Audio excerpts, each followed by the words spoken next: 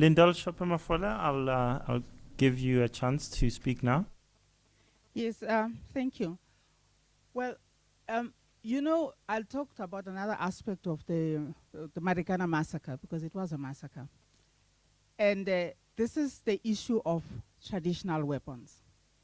You know, there was a time when traditional weapons were outlawed in our country and they were not happening. Why is it that suddenly it has become commonplace that when there is a demonstration, where there is something like that, you have all of those traditional weapons that, well, so-called traditional weapons that people are carrying?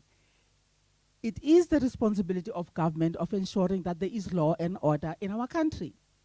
It is the responsibility of our government to ensure that only people who are uniformed by the state are uniformed. You have MKMVA that goes around in, I don't know whether to call it military uniform, but it's paramilitary uniform. What does that mean? Does it mean that anybody can be able to do that? So that issue of the state of lawlessness in a country, the government is responsible for that. I agree that the living conditions are deplorable. But we have a government. We've having a government for 20 years.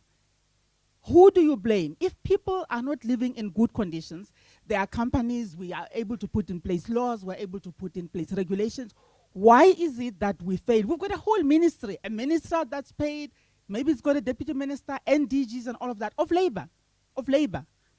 But we fail to ensure that conditions, pig-like conditions, as Honorable Nkomo is mentioning, actually exist in our country.